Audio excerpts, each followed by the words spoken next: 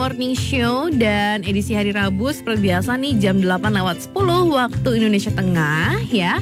Akan hadir ya bincang-bincang kita nih dari KPFM bersama dengan Ryan Filbert. Dan dimana untuk pagi hari ini kita akan membahas dengan tema yang dimana temanya masih seputaran tentang bisnis, yaitu tahap memulai bisnis dari nol ya. Kita mungkin bisa langsung sapa dulu nih Mas Ryan yang seperti biasa ya masih di perjalanan untuk menuju tempat kerja di Jakarta. Selamat pagi. Halo, selamat pagi Mbak. Selamat pagi pada seluruh pendengar KP dimanapun Anda berada. Oke, hari ini semangat ya Mas ya? Pasti, setiap Rabu ini saya selalu lebih semangat karena sudah pasti akan ditelepon pagi-pagi kan. Jadi semangat harus buru-buru jalan. Semangat harus buru-buru jalan. Oke, di mana pagi hari ini kita akan membahas tema yaitu tahap memulai bisnis dari nol. Emang ya, nolnya itu dari nol yang kayak gimana sih Mas? Nah, ini dia yang perlu kita definisikan yang namanya nol ini nol yang kayak apa? Apakah misalnya adalah tanpa ada mulai dari ide apa-apa gitu ya. Kalau tahapan mencari ide kita sudah bicara sebelumnya gitu ya. Nah, lalu yang kedua adalah kita juga mungkin nol dari sudut pandang modalnya. Nah, kalau misalnya nol dari sudut pandang modalnya kan kemarin kita juga sudah sempat ngomong bahwa kalau nol dari modal ya ada saja bisnis yang bisa dijalankan mulai dari nol, yaitu adalah kita menjadi perantara. Kalau bahasa kerennya sekarang tuh namanya agregator gitu. Tapi kalau zaman dulu gitu ya, kalau saya bercandaan sama teman saya atau kayak angkatan papa saya yang namanya perantara tuh calo aja gitu kan. Padahal Pak sebenarnya kalau tidak perantara namanya mungkin broker, kalau tidak broker ya kembali lagi jadi calo. Tapi kalau calo kan kayak calo tiket kereta ya.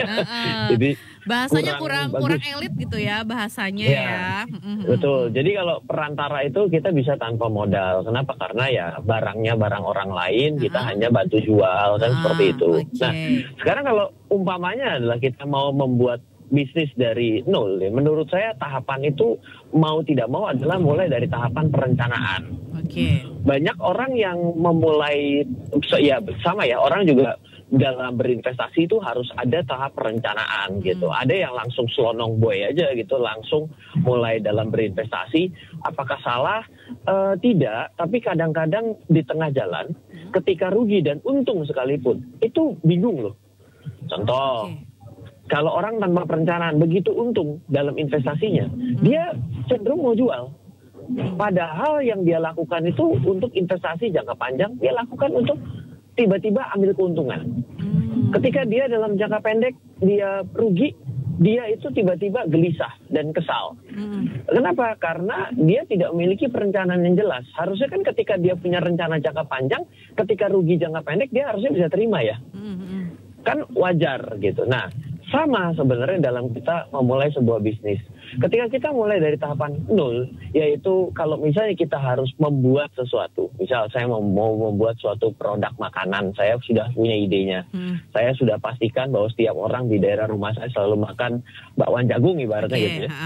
Saya mau mulai. Nah, sekarang kan tinggal kita putuskan adalah kita mau mulainya apakah secara online, apakah kita mau mulai dengan tahapan membuat warung, apakah kita mulai dengan menyewa sebuah ruko, apakah saya akan membangun dari sebuah tanah kosong, itu kan akan memiliki exposure terhadap uang yang berbeda ya. Benar.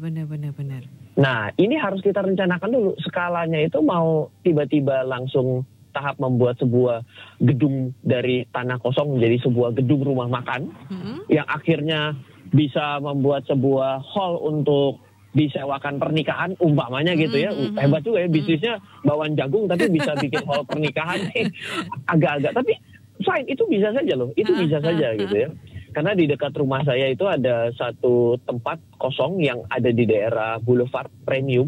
Itu tiba-tiba dibuat sebuah rumah makan besar sekali. Kalau saya hitung itu hampir 5.000 meter. Ternyata dia bawa pasir pantai ditaruh di dalam dan makanannya ala steak. Wah, ini saya bilang, saya udah saya langsung jalan. Ini 75 miliar sama tanah ini di depan Hatta ini keluar duit gitu ya. Tapi jadi dan rame. Loh, kenapa bisa rame? Apakah tanpa perencanaan? Itu namanya kecelakaan loh, tanpa perencanaan menurut saya. Nah, jadi kita ini bicara mulai dari nol. Yes, oke, dari nol. Tapi kita mau sebesar apa? Atau dimulai dengan sekecil apa? Wah Ryan, saya ini mah nggak punya modal, maunya yang penting coba jual makanan dengan semangat bisa ngeblas lewat WhatsApp dari teman-teman rumah lah. Itu apa perlu perencanaan? Jawabannya saya adalah tetap perlu. Loh, kok perlu? Kenapa harus perlu? Karena kita perlu menentukan harga jual dan harga modal. Benar. Ini sampai sini, ini menarik kalau misalnya bicara tahapan dari nol ini. Loh, yang namanya harga jual tuh ngapain dipikirin, Ryan? Loh, kok bisa tanpa pikirin? Lihat aja saingan berapa. Ngelihat punya saingan dulu gitu ya, dengan produk yang sama gitu ya. Betul. Oh, bakwan jagung kalau di sebelah itu jualan 2.000, saya 1.900 lah biar pelanggannya pindah saya. Betul begitu? Ya bisa jadi salah satu trik gitu ya untuk menarik pelanggan baru. Iya, kalau saya mau jawab, kalau saya nggak bisa lakukan itu. Kenapa? Kenapa, Mas? Kita tidak pernah tahu bahan penyusun atas biaya tersebut keluarnya dari berapa, sehingga bisa jual berapa. Modalnya begini, ya. Terlalu susah. Ada yang metodenya namanya cash flow. Itu gimana, Mas? Cash flow itu metodenya berbeda ya. Kita buat umpamanya gini. Oke lah, saya pengen lihat nih kalau progres performance dalam usaha mulai dari nol ini untuk 36 bulan ke depan atau 3 tahun ke depan.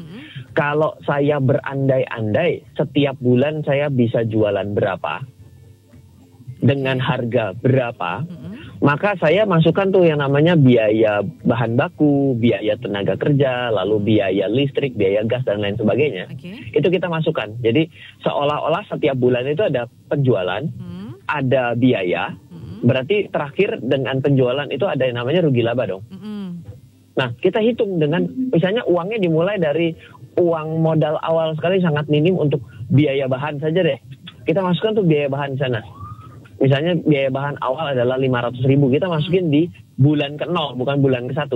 Bulan ke-0, di awal mula ya Mas ya, awal merintisnya. Betul. Berarti kalau kita imajinasi ya, kalau dari bulan ke-0 ke bulan ke-1, di mana bulan ke-1 hasilnya adalah positif, yaitu adalah pendapatan lebih besar dari biaya, maka yang terjadi adalah bulan ke-0 ditambah daripada bulan ke-1, itu berarti menjadi nambah dong untuk modal awal di bulan kedua, benar nggak? Benar, berarti ada penambahan modal gitu ya. Betul. Nah itu kita putar terus seperti itu. Kita umpamakan, ingat perhatikan juga ada fluktuasi bahan baku. Kan bahan baku mungkin bisa naik. Contoh kalau yang menggunakan cabai deh gitu. Jadi kita bicaranya langsung ke makanan ya, karena makanan kan juga yang akrab ada di sekitar kita pada hari ini gitu ya. Benar. Cabai deh gitu. Kalau cabai itu kan harganya fluktuatif sekali ya. Kadang naik, bisa kadang turun. Ratusan ribu. Betul. Nah, kalau yang seperti itu masuk, kita juga mesti pertimbangan tuh. Kapan dia akan menjadi mahal? Oh, menjelang bulan-bulan yang hujan terus. Kemungkinan panennya gagal. Nah, kita pada bulan-bulan dalam 12 bulan itu kita mulai prediksikan. Oh, ternyata nih bulan 6, bulan 7, bulan 8, bulan 9, 10, 11, 12. Ini harganya akan naik. Dan bulan-bulan misalnya asisten rumah tangga Anda ternyata pulang kampung, meskipun hello ini tidak boleh pulang kampung kali ini gitu. Ternyata harus menggunakan asisten rumah tangga VVIP sehingga harganya jadi naik 2 kali lipat. Kecuali Anda yang akan turun tangan yang ikut masak bakwan jagungnya umpamanya. Nah dari situ kita bisa perhitungan apakah dalam 36 bulan ke depan bisnis Anda tambah bagus atau malah jebol ke bawah. Jadi dari situ udah mulai bisa hitung-hitungan ya Mas ya. Iya, jadi kalau yang namanya nol, mulai dari nol itu tahapan perencanaan itu ya sebenarnya harus mengimajinasi ke depan. Berpikir, kalau imajinasi itu kan kelihatannya kurang oke lah, tapi namanya mungkin menganalisa. Tapi menghitung-hitung, mencoret-coret. Nah, banyak yang tidak melakukan ini loh. Dari segi pencatatannya gitu ya Mas ya. Jadi maksudnya dalam arti pada saat kita mau memulai untuk bisnis, kita nih harus tahu dulu nih ya. Kita harus analisa dulu nih bisnis yang mau kita jalankan kayak gimana gitu ya. Iya, ini adalah pencatatan dalam arti kata adalah perencanaan yang dicatat gitu ya. Kita bicara mengenai dalam sudut pandang adalah hitung-hitungan based on angka dulu lah. Based on angkanya. Orang bilang gini, ngapain perlu dihitung untuk angka loh? Kita kan berbisnis, berdagang itu tujuannya untuk mendapatkan laba kan? Benar. Kalau nggak dicatat nggak kelihatan angkanya. Betul, gitu. Jadi entah Anda mau mulai merencanakan dengan cara menghitung harga per bijinya sehingga biaya belanja modalnya itu berapa sehingga Anda akan menentukan dari margin. Kan gini, kalau biaya modal itu saya dapat 1.000, saya tinggal tanya, saya mau margin berapa? Oh, saya pengen 1.500 jualnya, berarti kan 50% ya? Benar. Berarti kalau 50% itu kan tinggal ditanya, pesaing Anda berapa? Oke, itunya juga harus dicatat ya ternyata. Loh iya, kalau saya punya mau jual harga 1.500, ternyata pesaing saya dijual sudah di harga 800. Lah silakan 12, sama harga modal saya 1.000. Benar-benar. Yang ada mah itu namanya bansos ya, ngasih bantuan sosial gitu kan ya. Ini apa tidak laku barangnya? Iya benar. Kita bicara gini, pesaing saya sudah harga jual 800. Saya ini harga belanja modalnya sebelum dijual itu 1.000. Udah 1.000 saya mau jual gitu 1.500. kan? Iya benar. Gimana caranya dengan harga 1.500 mengalahkan yang 800? Tetap ada caranya. Dengan cara? Oke. Sekarang ketika kita menaikkan harga, berarti kan kita harus menaikkan suatu kualitas. Oke, kualitasnya dinaikin. Oke, ini benar-benar udah mulai out of the box ya. Kalau ternyata Anda mendapati harga barang modal Anda itu lebih tinggi daripada harga lawan Anda, apa yang harus dilakukan gitu. Meskipun ini bisa jadi satu topik, tapi saya rasa kita bahas sekarang nggak apa-apa. Misal ternyata pesaing saya ini kan sudah mass production loh, 800 loh. Dia, kalau saya ini kan handmade, oke. Iya? Nah, kalau handmade ini kan berarti kita bisa jual ke handmade-annya toh. Okay, brownies-nya kalau di sana brownies mass production. Saya ini brownies handmade. Yang pertama kita jual handmade-nya. Oke. Yang kedua kita mengatakan bahwa dijamin bahwa ini tanpa pengawet. Oke. Jadi makanya ada beberapa poin-poin tertentu yang dinaikin lebih naik ya Mas ya. Bukan dari produk barangnya ya. Betul. Jadi kalau kita sudah bermain dengan harganya yang jelas adalah dalam sudut pandang bahan pembentuk, kita udah nggak bisa lawan. Caranya untuk kita bisa menyaingi dia adalah kita dengan memproduksi lebih banyak, itu sudah pasti. Mass production itu akan menurunkan cost. Oke. Kan seperti itu. Tapi kalau kita dengan start yang berbeda, dengan mulai dari nol, kita mulai dari UMKM gitu, apakah kita bisa melawan dia? Mungkin tidak bisa dari segi harga, tapi kita bisa menaikkan kualitas. Misal, made by order. Made by order itu kan benar-benar membuat orang itu dispesialkan. Anda bisa pilih sama saya, apa bahan yang Anda nggak suka di bagian brownies ini. Umpama, saya nggak tahu apakah brownies bisa di-cut seperti itu, kalau nggak jadi bantet, nggak ngembang. Tapi kalau nggak salah brownies itu kan adalah kue bantet toh. Kalau tidak, tinggal milih toppingnya aja gitu kali ya. Betul, misalnya Anda pingin untuk browniesnya itu pelangi. Pelanginya itu mau ditumbuk bentuknya apa?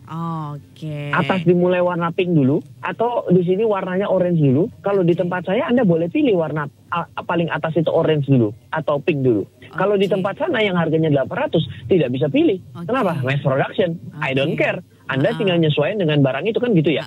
Sesuai yang ada di etalase gitu kan ya. Beda dengan produk yang ada di Rp1.000 ini gitu kan ya. Jadi ketika kita menghadapi bahwa bisnis dari nol kita dengan tahapan perencanaan kalah harga, pilihan Anda adalah kembali mengutak-atik standarisasi harga Anda. Misal Anda ganti dengan bahan utamanya itu yang lebih murah. Tapi kalau ternyata sudah dibikin sedemikian rupa lebih murah pun masih kalah, berarti kan Anda harus mainin faktor yang lain kan? Benar ya. Biasanya itu pengusaha itu biasanya memang harus dituntut untuk berpikir lebih kreatif gitu ya Mas ya. Bukan dari segi menjual produknya saja, tapi ternyata juga harus dilihat dari beberapa poin ya. Salah satunya itu adalah mencari keunggulan dari produk kita gitu, yang beda dengan produk-produk yang lain. Iya, halo? Iya, halo Mas. Tadi sempat blank sedikit. Oke, siap. Betul, saya setuju. Jadi memang nih pada saat kita mau memulai bisnis kita dari nol, sebenarnya itu bisa banget. Karena memang beberapa minggu yang lalu sempat kita bahas juga Mas ya, kalau misalnya kita bisnis tanpa modal gimana, itu udah dibahas juga gitu ya. Kemudian kalau misalnya untuk memulai bisnis kita dari nol, itu juga bisa kita lakukan. Salah satu tahap yang bisa kita lakukan di awal adalah merencanakan idenya. ya. Apalagi kalau misalnya orang-orang yang mungkin, aduh mau bisnis apa ya, idenya aja belum ada. Ya udah, berarti bisnis dari nol itu sudah pendengar KPFM menjalankan. Salah satunya itu adalah mencari idenya dulu ya. Kemudian kita cari modalnya. Enggak ding, kita cari orangnya ya. Kita cari momentumnya juga gitu ya. Kita cari timnya untuk bisa jalan. Kalau misalnya semuanya sudah beres, baru kita cari modalnya. Ya nggak sih Mas? Modal terakhir ya. Ini jangan-jangan ini semuanya sudah dicatat dari kemarin. Ini jadi kita bikin diktat besok nulis buku loh. Oke, nulis buku. Jadi memang nih benar KPFM kalau misalnya kita itu mau bisnis ya nggak usah bilang aduh nggak ada modal. Kadang suka gitu Mas ya. Kalau misalnya kita ngelihat orang di sekitar gitu ya, pada saat kita mau ajakin bisnis, alasannya nggak ada modal, ya nggak sih? Ya itu kalau misalnya terkendala dengan modal, itu kan kita sudah mengambil pada beberapa siaran sebelumnya kan kita sudah bicara ya bahwa ada strategi ya tanpa modal itu apa? Misalnya ya udah kamu pre-order dulu lah. Dengan cara PO. Dengan cara PO kita bisa menyediakan produk orderan itu sesuai dengan pesanan, jadi nggak mubazir gitu Mas ya. Betul. Jadi ketika Anda sudah lakukan dengan skala tersebut itu kan sebenarnya sudah cukup baik ya. Tapi ada aware terhadap kali ini di edisi kali ini yang ingin saya sampaikan adalah sebenarnya Anda tahu tidak sih apa yang Anda mulai itu akan berakhir untung atau rugi?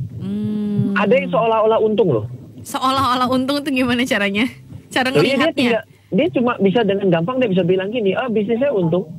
Kok bisa untung? Saya tanya dong. Loh iya, soalnya kalau dari barang modalnya, dari bahan pembentuknya dari barang tersebut, itu ternyata saya cuma sepertiganya tuh. Jadi artinya dia cuma 30% dari harga jualnya. Jadi seolah-olah dia bilang dia untung loh. Hati-hati. Banyak loh yang tidak kehitung umpamanya. Apakah pernah dihitung dari packagingnya? Apakah pernah dihitung daripada sewa tempatnya? Oh iya benar-benar. Apakah dihitung dari biaya tenaga kerjanya? Itu kan tidak terhitung semua kalau dihitung dari barang modalnya tuh. Oke, benar-benar. Ya, nah, jadi itu seolah-olah untung. Ya. Gitu. Oke, ya jadi memang pada saat kita mau memulai bisnis dari nol, kita juga harus pintar berhitung dan mencatat ya Mas ya. Iya, kalau di awal ini kan mungkin semuanya itu kan adalah imajinasi ya. Karena semuanya dalam tahapan perencanaan. Nah, bagaimana caranya ketika kita sudah yakin angkanya memang benar dengan belanja modal dan juga dihitung semuanya per satu barang itu adalah sudah benar, harga jualnya sudah kita tentukan, lalu kita sudah buat perencanaan cash flow selama katakanlah tadi 36 bulan atau 3 tahun gitu ya, atau kalau mungkin UMKM kejauhan lah 3 tahun, mungkin 1 tahun saja oke lah kita bisa lihat, karena kan kalau UMKM itu apalagi mulai dari nol, biasanya itu kan dalam 1 tahun itu mulai kelihatan bahwa uang itu nambah atau uangnya berkurang ya. Oke, benar-benar. Yang kedua adalah bagaimana tahapan secara realisasinya. Realisasinya itu juga perlu dicatat. Jadi tahapan perencanaan itu kan menulis semuanya dengan rencana. Ketika kita tahu bahwa rencana dengan kenyataan itu bisa beda loh Mbak. Oh gitu Mas ya? Loh bisa dong. Ternyata begitu saya mulai harga bahan bakunya bukan 100.000 tapi 120.000. Oh iya. Berarti kan secara otomatis harga modal saya sudah naik. Berarti kan itu dengan margin saya akan menjadi lebih tipis dong. Karena saya tidak bisa menaikkan harga misalnya. Enak banget kalau ada orang yang jualan bisa harga jualnya bisa floating. Tapi kan jarang banget dong. Sorry ya kalau hari ini beli brownies sama saya bukan 35.000. Berapa? 35.750. Loh gimana? Kemarin saya beli 35.000. Oke. Padahal harga telurnya naik. Oke, jadi memang kalau ngomongin tentang bisnis dari nol, terutama untuk bisnis makanan ya, kita memang harus lebih cekatan gitu ya pada saat kita mau memulainya, terutama untuk bahan-bahannya Mas ya. Bisnis makanan, tapi seluruhnya yang sifatnya adalah memproduksi dan mendelivery. Oke, jadi semua. Misalnya kalau semua yang jasa itu mungkin. Kalau jasa agak lebih tidak seperti itu ya. Resikonya lebih rendah ya kayaknya ya kalau jasa Mas ya? Ya disebut lebih rendah karena memang jualnya jasa ya mungkin benar. Misal gini, saya mau terima jasa jahit. Oke. Ya kalau jasa jahit itu kan cuma tinggal dihitung dari biaya tenaga kerja kan. sama biaya listrik, ya toh, sama biaya sewa tempat. Berarti kan kalau jasa tenaga kerja itu kan kita sudah tahu, oh biaya tenaga kerja kan nggak ada yang namanya gaji itu setiap bulan fluktuatif kan nggak bisa. Ya, fix ya, semuanya fix. Betul, kecuali setelah hari raya mengalami kenaikan gaji, ya kan. Mohon maaf kalau yang menjelang hari raya desas-desusnya Anda tidak bisa naik gaji, ya harap maklum. Sekarang kan lagi susah ya, semua bisnis dan sektor gitu ya. Nah, jadi itu lebih bisa diukur mungkin iya gitu. Tapi bukan berarti tidak memiliki risiko, tentu jawabannya ya enggak juga gitu ya. Ternyata begitu Anda sudah jahit dengan terima jasa jahit, ternyata Anda waktu mengerjakan kainnya nggak sengaja kegunting, wah jadi Anda harus bayar biaya kainnya yang orang ngirimin sudah harusnya kainnya sekian, Anda jadi rugi kan bisa juga, tetap bisa terjadi seperti itu. Tapi risiko jasa memang mungkin lebih kecil, memang terasa lebih kecil, bukan berarti tanpa risiko. Oke, risikonya lebih kecil ya daripada jenis usaha yang memproduksi sebuah produk gitu ya Mas ya. Memproduksi lalu harus menjual, mendelivery kembali kepada kliennya, entah dengan bagaimana cara mendeliverinya saya tidak tahu, tapi intinya tetap harus ada hitung-hitungan terhadap cost terhadap barang yang Anda produksi. Ini kadang miss kok. Gitu. Oke, jadi memang nih ya dengan tema kita hari ini tahap memulai bisnis dari nol ya, kita memang harus ini dulu nih ya, nolnya itu dari mana dulu gitu ya, apakah mulai dari ide, berarti kalau misalnya dari ide ya kita harus pikirin nih ya, kita mau bikin apa, kita catat ya, kemudian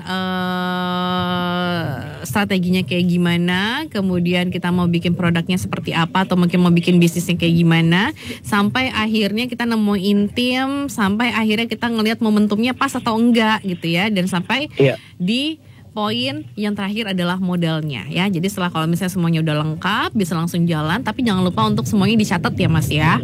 Semuanya dicatat dari segi pembukuan dan lain-lainnya. Ya, tadi kalau kita mau bahas sedikit mengenai strategi ya. Maksud kalau strategi di awal itu adalah kita ini mau melakukan penjualannya ini pada akhirnya bagaimana kita bisa mengetuk pintu klien kita, customer kita. Jadi maksudnya dalam tahap perencanaan itu ya, kalau strategi itu maksudnya kita mau door to door service. Jadi adalah kita akan antar ya, atau kita ini akan jemput bola, kita akan buka spot pinggir jalan. Oh, saya menjual ini loh kacang hijau gitu ya. Atau kita akan menggunakan WhatsApp, kita akan menggunakan sebuah toko kecil, kita akan menggunakan ruko, kita akan menggunakan lapangan bola ya. Itu tuh strategi awal yang harus kita tentukan. Kenapa? Karena itu akan berimpact banyak terhadap harga modal. Oke. Iya dong.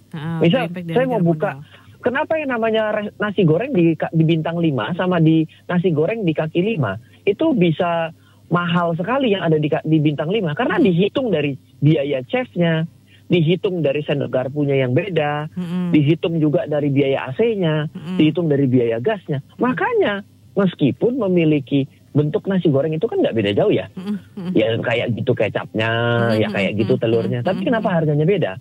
Kenapa? Karena harga barang untuk bisa menjadikan nasi goreng itulah yang berbeda. Oke, ya. Oleh karena itulah kalau yang di kaki 5 harganya bisa cuma mungkin 1/8-nya gitu ya. Karena ya kaki 5. Dan itu juga mungkin kalau yang di kaki 5 jelas tidak bayar pajak gitu kan? Benar. Kalau yang fixed cost-nya kurang banyak gitu ya kalau misalnya untuk yang di kaki 5, makanya harganya lebih terjangkau biasanya. Betul. Jadi strategi di awal itu maksudnya adalah Anda ini mau mengetuk customer Anda melalui dari mana? Yang benar-benar model kaki 5 atau yang sudah menggunakan ruko. Yang memang rada bahaya itu adalah ada loh yang berusaha untuk melakukan out of the box dengan cara yang di ruko, tapi harganya harga kaki 5. Itu nyalinya besar kayaknya Mas ya. Iya, ini ada satu yang ada salah satu rumah makan dulu ya, nggak tahu saya udah rada lama nggak ke mall, jadi saya kurang tahu. Yang promonya itu adalah harga kaki 5 kualitas bintang 5 gitu. Itu ada gitu ya. Kayaknya pernah dia dengar. Jualan. Iya yang seafood yang nama PT-nya keren-keren itu. PT Bocuan ora opo-opo. Wah, ini saya bilang hebat bener bikin PT kayak gini, Sakti Mandraguna ini bosnya pasti saya bilang. Nah, itu bisa saja, tapi kita berarti bermain volume. Udah pasti bermain volume. Jadi ketika kita bisa mengubah peta permainan begitu, itu berarti dia sudah strategi di awal adalah pasti bermain volume. Pasti bermain efisiensi. Makanya kalau misalnya kita pernah makan di tempat itu ya, strateginya itu adalah dia pasti masak bareng yang menunya sama. Sehingga dia akan hemat dari biaya gas. Benar-benar karena sekaligus masak ya. Betul, karena misalnya saya made by order, oh iya untuk cumi goreng tepung, oke, untuk Ryan, habis itu buat Mbak, lalu misalnya dengan orang lain dia masak berkali-kali gitu. Itu kan akan membuat cost-nya naik ya. Tapi kan kalau misalnya 3 pemesanan dijadikan 1 dimasak barengan, maka secara otomatis kan itu menjadi akan lebih efisien dari segi masaknya kan. Benar. Karena ada nilai jumlah dalam satu kuali itu pasti ada jumlah maksimum untuk bisa ditampung ya. Misalnya 1 kali masak dalam 1 kuali itu adalah optimal untuk 10 menu gitu. Untuk 10 porsi. Maka secara otomatis kan dengan kita masak 1 porsi dengan 10 porsi pada 1 kali masak, itu kan akan memiliki biaya yang berbeda secara hitung-hitungan variabel, benar nggak? Benar. Nah, sampai seruat itu loh. Kalau Anda mau serius. Tapi kalau mau keep simple ya sudah, mulai saja dengan cash flow sederhana kayak tadi. Lihat saldo Anda apakah dalam 1 tahun itu diilustrasikan tumbuh. Kalau Anda mau sedikit lebih jelimet untuk bisa memastikan jangan yang namanya harga jual ditentukan oleh harga kompetitor, ini yang paling bahaya. Jadi dia lawan terus harga kompetitor. Padahal dia iya, ada orang yang kan panas kan. Kalau harga kompetitor 20.000, oh saya nggak bisa. Saya akan bikin harga 19.000. Kompetitornya dihantam lagi 18.000. Saya akan 17.000. Padahal dia tidak tahu bahwa ternyata harga biaya kita sudah lebih tinggi dari harga jual kita. Benar. Karena kan setiap produk itu kan punya kualitasnya masing-masing ya Mas ya. Pernah tahu Mbak pernah nggak Mbak pernah nggak lihat satu video gitu ya? Dia saingan sama temannya di kiri dan kanan. Temannya jualan jeruk dengan harga 100. Dia jual dengan harga 95 gitu ya. Lawannya turunin ke 90, diturunin juga ke 85. Ya. Sampai akhirnya di titik? Sampai akhirnya begitu diturunkan ke 50, lawannya juga ikut turun ke 50. Akhirnya tahu yang terjadi apa? Apa Mas? Si saingannya beli produk lawannya aja udah. Dibeli semua. Sehingga tuh saingan kan secara otomatis barangnya kan habis. Benar. Begitu barangnya habis dia jual lagi ke 100. Si saingannya udah gak punya barang. Oke, pinter ya. Iya dong. Daripada saya produksi, ini kita sama-sama imajinasi ya. Sama-sama harga 100. Diturunkan ke 90 gitu. Lawan turunin lagi. Saya turunin. Dia turunin. Saya drop sekalian, lawan akan ikut dong. Panas dong. Padahal udah rugi. Yang dilakukan dia beli aja semua barangnya dia. Sehingga kehabisan stok. Senang dong kehabisan stok. Tapi kan padahal boncos kan. Nanti habis itu dijual lagi dengan harga semula gitu ya. Karena saya sudah nggak punya pesaing, saya sudah tidak punya pesaing, secara otomatis saya menjadi monopoli dong. Oke, hebat. Harganya saya naikin ke 100 balik. Hati-hati loh. Kalau Anda nggak pernah tahu Anda punya harga, Anda cuma ngikutin tetangga Anda. Oh cilaka 200. Cilaka 200. Kejadiannya kayak gini.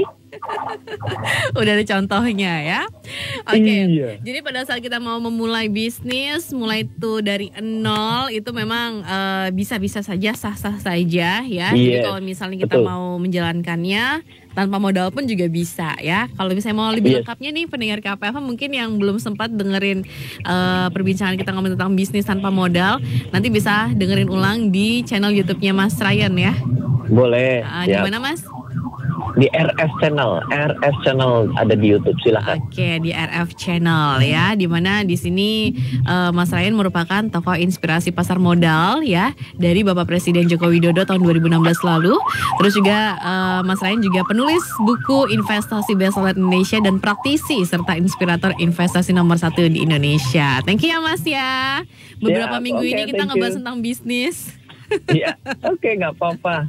Biar saya juga merefresh kembali lah. Merefresh kembali sesuai dengan requestnya Mas Ryan ya. Oke, kalau gitu nih Mas, thank you banget ya informasi dari hari ini ya, edisi hari ini tentang tahap memulai bisnis dari nol ya. Semoga hari ini lancar ya Mas ya. Iya, sama-sama. Selamat Hari Kartini loh Mas. Hari ini tanggal 21 April soalnya. Oh iya, selamat Hari Kartini. Betul, untuk seluruh kaum wanita. Wah, saya paling ingat adalah habis gelap terbitlah terang ya kan. Sama seperti keadaan corona ini kan kita bisnis kita sunset, pasti kita akan kembali bisa mengudara kembali lah setelah ini semua berakhir. Amin ya. Ya deh kalau gitu, thank you Mas Ryan. Selamat beraktivitas, selamat pagi. Halo, terima kasih sudah menyaksikan video di RF Channel on YouTube. RF Channel adalah channel edukasi untuk kita secara bersama-sama belajar dan mendapatkan aktualisasi mengenai investasi, keuangan, dan bisnis bersama saya, Ryan Filbert, dan tim. Add nomor WhatsApp saya di 0895 07 08 0789 0895 07 08 0789. Download aplikasi MyRF di Android atau iOS untuk mendapatkan artikel dan tema-tema khusus mengenai edukasi investasi, keuangan, dan bisnis pada aplikasi MyRF sekarang juga.